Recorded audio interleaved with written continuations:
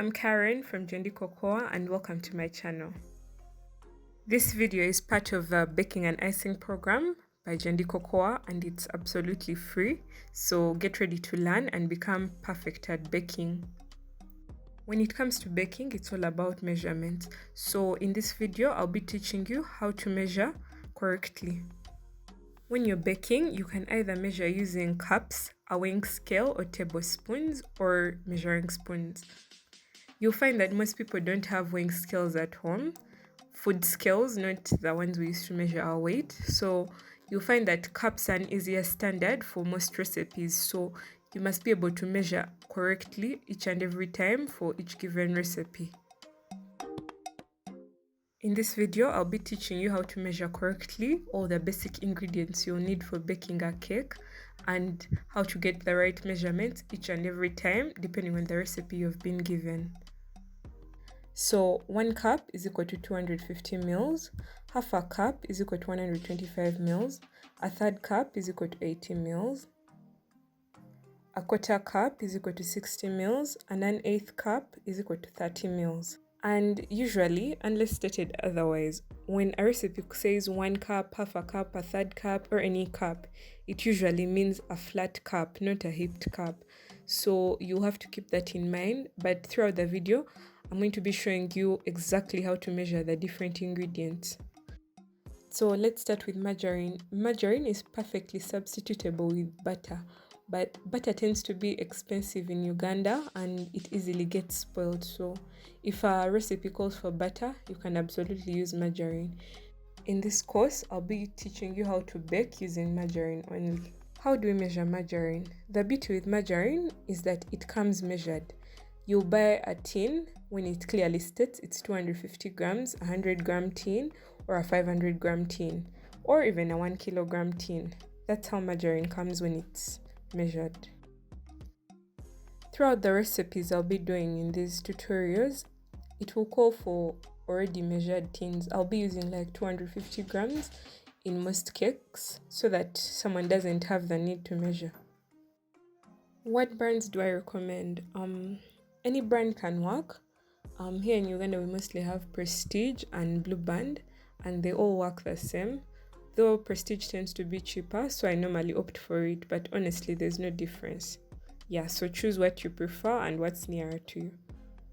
Here I'm measuring 1 cup of sugar, and when the recipe calls for 1 cup of sugar, this is what I mean. It has to be absolutely flat, not a heaped cup.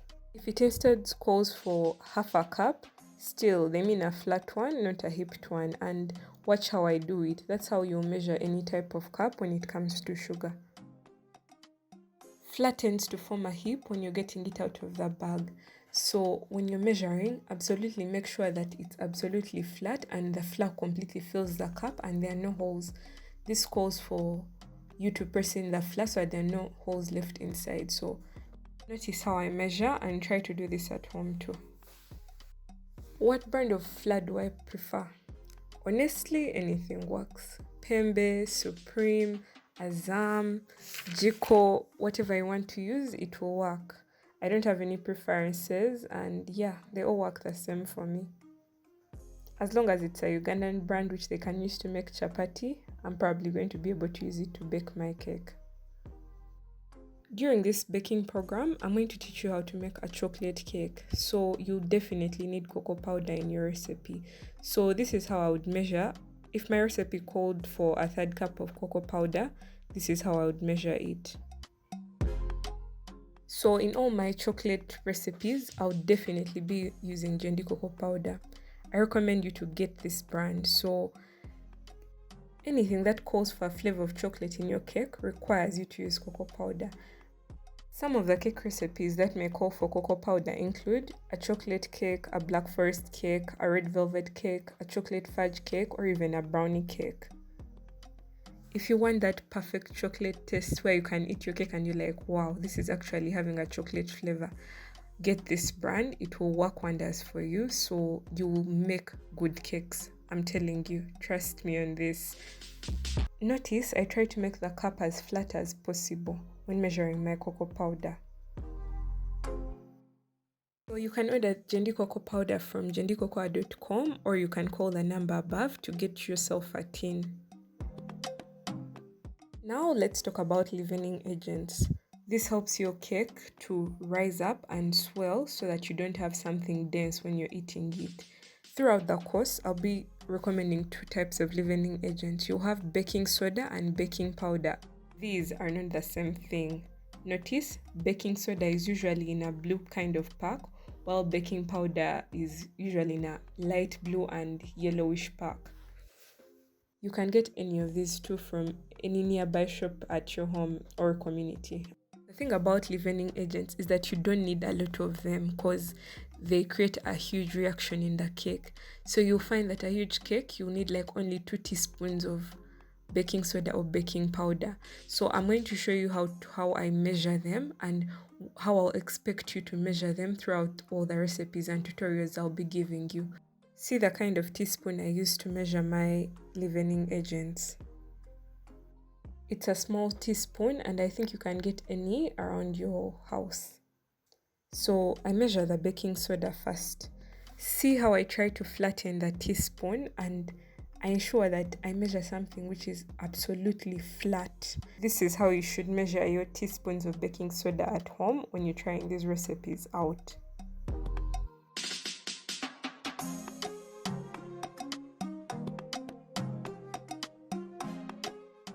Now let's measure the baking powder. I use Dashi. I think this is the most common brand around and I'm sure you'll be able to get it from any shop near your home. I do the same as I did for the baking soda. As I measure, I try to flatten the teaspoon so that the baking powder is extremely flat on the teaspoon. See the kind of teaspoon I have at the end. So when a recipe says 1 teaspoon of baking powder, this is what you shall measure at home.